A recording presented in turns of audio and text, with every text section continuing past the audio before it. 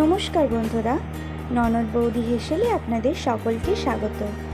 আজকের রেসিপিটি হলো একটি ইভিনিং স্ন্যাক্স। প্রথমেই উপকরণে আমি 1 বাটির মতন সুজি নিয়েছি, কেটে নিয়েছি ধনেপাতা, কাঁচা লঙ্কা, ক্যাপসিকাম ও আদাটা বেটে নিয়েছি।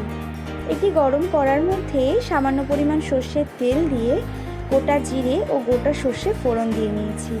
তারপরে কেটে রাখা ক্যাপসিকাম এর মধ্যে দিয়ে বেটে রাখা আদা দিয়ে ভালো মতন ভেজে নিয়েছি।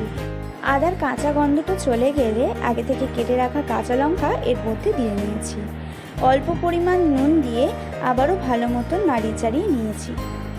তারপরে আমি এর মধ্যে গোলমরিচ গুঁড়ো ব্যবহার করেছি। আপনারা যে যেমন ঝাল খেতে পছন্দ করেন সেই পরিমাণ গোলমরিচ গুঁড়ো দেবেন।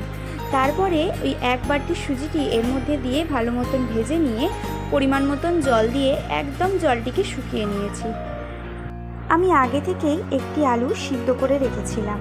তার মধ্যে চাট মশলা দিয়ে পরিমাণ মতন নুন, কেটে রাখা ধনেপাতা ও ওই সুজির মিশ্রণটি দিয়ে ভালো মতন মাখিয়ে নিয়েছি।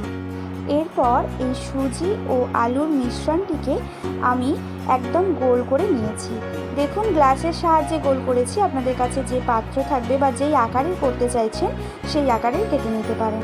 দেখুন, এরপর আমি চামচের সাহায্যে একটা স্মাইল ও 2টি চোখ করে নিয়েছি।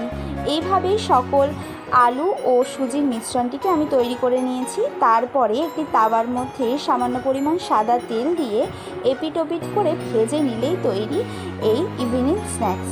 আমার এই রেসিপিটি পছন্দ হলে আপনারা like, comment, share and subscribe অবশ্যই করে দেবেন।